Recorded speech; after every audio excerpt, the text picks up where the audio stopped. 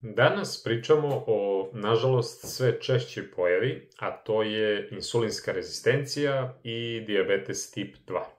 Šta možete da uradite, kako da prevenirate to stanje i ako dođe, šta možete da povodom toga promenite u svom načinu života i uz, naravno, adekvatnu terapiju, lekara i svega ostalo, sredite svoje zdravstveno stanje. Mnogo je važno da znate kako sve uopšte kreće. Znači, pankreas luči insulin, hormon koji snižava šećer tako što ga uvodi u ćelije. Sad, kada stalno jedemo velike količine, na primjer, ugljenih hidrata, šećera i tako dalje, insulin je stalno visok jer non stop ima neki zadatak. Problem nastaje u tome da kada su ćelije faktički okupane tim insulinom i non stop se brane, jer više nema potrebe, na primjer, za tom količinom šećera i tako dalje, nastaje ta čuvena insulinska rezistencija. Jer insulin bi non stop da uvede nov šećer u ćeliju, ali pankreas sada to drugačije vidi i on nastavlja još više da luči insulina zato što misli da, zbog toga što se ovo kao stopira i ne ulazi u ćeliju, da je problem zato što je malo insulina. I onda dolazi još više insulina i onda se dešava da godinama šećer može delovati apsolutno normalno, jer ga ogromne količine insulina guraju faktički iz krvi. Problem je nevidljiv do jednog momenta kad se pankreas ne zamori. Kad se pankreas zamori, tada šećer kreće da raste, zato što nema njegovog, pomagača. I onda dođe on preddiabetesno stanje, pa dijabetes. I tu je ključ. Da se, znači, redovno prate one referentne vrednosti, da odete, na primjer, kod lekara, uradite kompletnu biohemiju, da se vidi šta se dešava i da pratite, znači, svoje nivoe glukoze. Jer mnogo je važno da vi znate, a ne, na primjer, 5 godina niste išli kod lekara, 5 godina niste dali krv, vi ne znate ni kad je nešto krenulo. Ovako, čim primetite malo nešto, možete da reagujete i on će vas dalje uputiti, šta treba da se radi. Neki tipični signali insulinske rezistencije su, na primjer, čest umor posle jela, zatim česti napadi gladi i non stop kao traži mi organizam. Takođe, kada krenete noću non stop da se budite ili idete u WC, pa onda kreće vid onako da vam bude kao lošiji, a na primjer sve u redu, sa možda dioptrijom ili čime već, pa onda krene ono trnjenje stopala, prstiju, krenete da se gojite naročito u centru tela, tu znači oko pupka, i kreće već jetra da se masti, u smislu vide se i po analizama, to su već mnogo veliki znaci da nešto se dešava sa šećerom. Jer kako šećer uopšte pravi štetu? Kada šećer se zalepi za proteine, dođe do te, da kažemo, reakcije koja se zove glikacija, nastaju ti produkti koji su jako lepljivi, koji oštećuju tkiva i krvne sudove. I onda imamo i ono da mnoge osobe koje pate od šećerne bolesti imaju neka, pod znacima navoda, nekarakteristična oboljenja, jer se onda ljudi čude, pa ovo nema veze sa šećerom. Sve ima veze zato što se oštećuju krvni sudovi. I onda dolazi, na primjer, neuropatija, pa peckanje, utrnulost, retinopatija, dolazi do katarakte, oštećenja bubrega, gastropareza, problemi sa fascijama i tako dalje. Ima ih mnogo. Mnogo je važno da vi krenete od osnova. Osnova je ishrana. Sad, neko će reći gledajte glikemijski indeks i to je skroz ok. Gledamo da je što niži glikemijski indeks. Međutim, ponekad je dobro da bi napravili preokret u toj insulinskoj rezistenciji, da jedete bukvalno namirnice koje imaju apsolutno nizak glikemijski indeks, kao što su, na primjer, meso, riba, jaja, maslinovo ulje, avokado, orašasti plodovi, lisnato povrće, gde je glikemijski indeks bukvalno od 0 do 15, 20, možda tako nešto.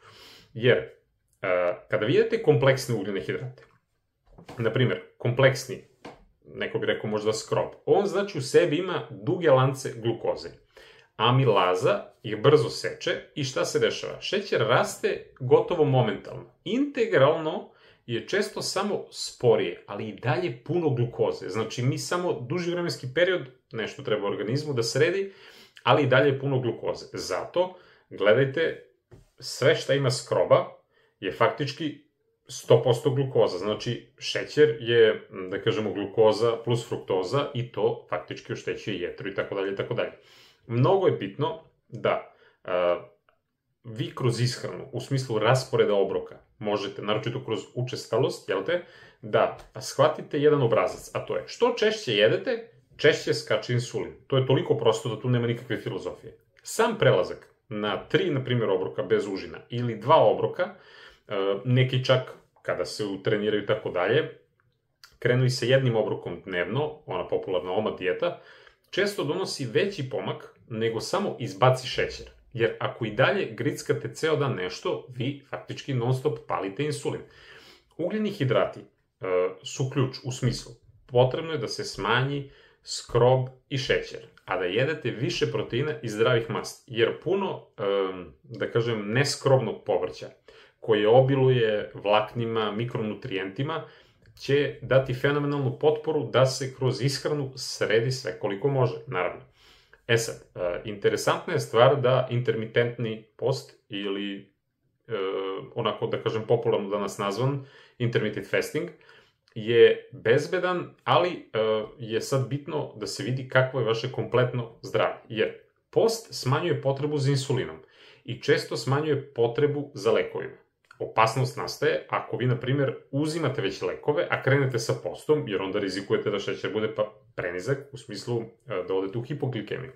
Znači, post, ako već imate neku terapiju, morate sa lekarom da prilagodite. U smislu, znači, vaš higijensko-dijetetski režim, da to sve bude, jel te, odgovarajuće. Jer, kada postite, na primjer, kada ulazite u ketozu, energija, znači, prelazi na ketone i masti. Zato može se desiti da šećer spadne, a da se osjećate dobro.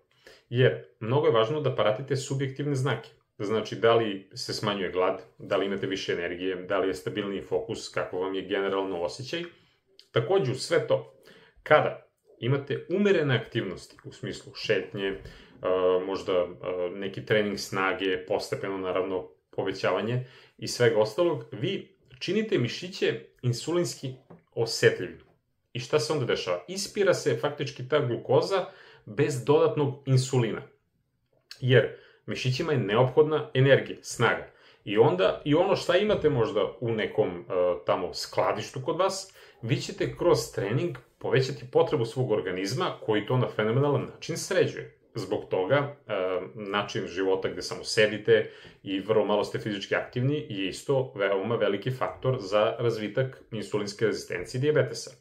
Takođe, imamo drugu stranu medalje. Preterani, stresni treninzi mogu podići kortizol i privremeno čak i glukozu. Sad, to je ono naći zlatnu sredinu, zbog toga se i kaže to.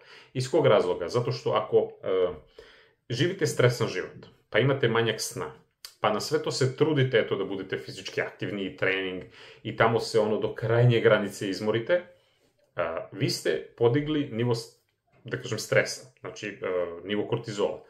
Imate više glukoze, više insulina i automatski pre će doći do te insulinske rezistencije jer nemate balans. Znači, organizam je fenomenalna mašina ako se radi sve po propisu. Zato lagano se uvodite u post, lagano se uvodite u trening i sve to ide polagano. Mnogo je važno da znate da kod tog hronično visokog šećera i insulina često se gube minerali, naročito urinom, u smislu kalijum, često se njegovi nivoji smanje, zatim magnezijum, cink, pa onda B vitamini, vitamin C, vitamin D i tako dalje. Ključ je u povrću i u elektrolitima, jer za neuropatije, na primjer, i oporavak nerava, tih sitnih perifernih krvnih sudova, često se navode, znači, vitamini B grupe, naročito tipa B1, i alfa-lipoinska kiselina se zadnjih godina pokazala kao jako dobar suplement. Naravno, sa lekarom i farmaceutom sve to radite oko, da kažem, potrebne doze i tako dalje. Bitno je da znate da insulinska rezistencija, čak i neke početne te faze dijabetesa, mogu da se poprave u rasponu od par meseci. Naravno, zavisi od čoveka do čoveka. Zbog toga je ključ prevencija i svest o tome da čim se nešto desi, odmah reagujete. Naravno, ako vi dugo godina već imate sad dijabetes tip 2, naravno da je teže vama da možda uz sve ove neke stvari koje sam pomenuo normalizujete šećer, ali će imati efekta, samo će ići sporije. Znači, ključ je, kao što rekao smo, ove komponente. Znači, ishrana, fizička aktivnost, stres i sve ovo ostalo. Naravno, ko mora, terapija je tu, da se preveniraju neki teži oblici. Mnogo je takođe važno šta radite sa vašom jetrom, zato je zdravlje jetre izuzetno bitno i pratite, znači, kako se osjećate između obroka. Vidjet ćete, kada krenete sa promenom ishrane, da vam se smanjuje stomak, znači ta visceralna, najopasnija mast oko organa se smanjuje. Takođe, osobe će primetiti da se i pritisak reguliše.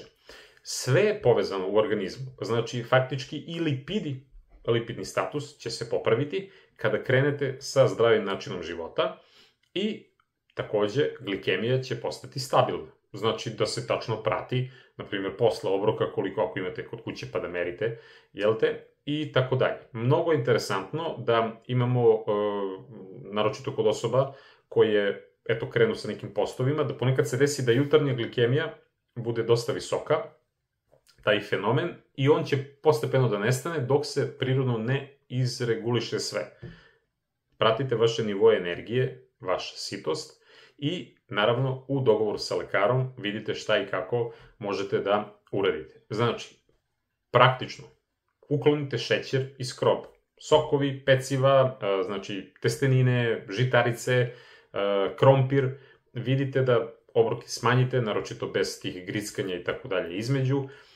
Mnogo je važno povrće bez skroba, kao što rekao smo, lisnato, pa onda glavičasto, i proteini da budu kvalitetni, naravno umeren unos, masti da budu kvalitetne, maslino ulje, avokado, orašasti, maslac, kokos, tako dalje, koliko šta toleriše, i da hidracija bude na nivou. Znači, mnogo je važno da elektroliti, jer ako krenete, na primjer, sa nekom keto varijantom, voda je neophodna, baš iz tog razloga, zato što će vaše telo sve više tražiti vodu da bi se, po znacima navoda, ispiralo od svih tih produkta koji, nastaju zbog trošenja masti. Takođe, fizička aktivnost, ako ne možete baš nešto da vežbate, gledajte da hodate. Znači, čak i hodanje najobičnije sa nekim malim promenama tempa će mnogo značiti. Bar nekih 30 minuta, 45 minuta dnevno, ako ste neka starija osoba, a ako ste i, da kažem, u nekim srednjim godinama, bar 2-3 puta nedeljno trening snage.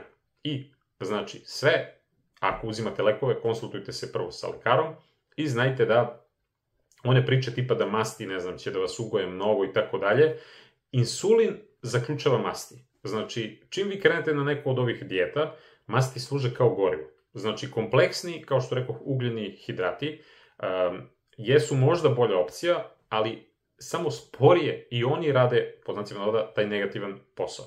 Što se tiče toga da mi je neophodno da unosim određenu količinu ugljenih hidrata, u neku ruku jeste, ali nama su esencijalne masti i aminokiseline.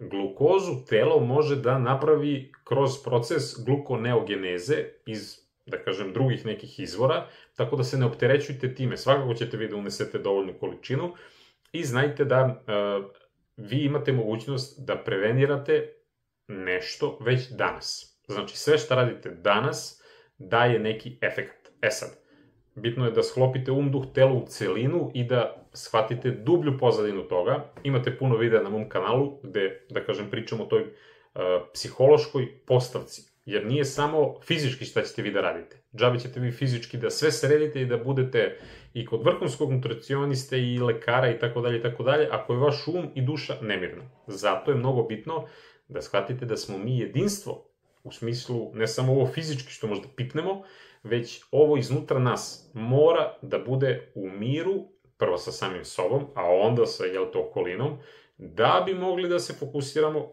i na zdravlje i da to, na primjer, ako smo već zagazili u potencijalno neku bolest, da to preveniramo i sredimo. Zato shvatite, moći u vama, možete mnogo toga prirodnim putem da rešite i nema stajanja, samo napred. Vidimo se.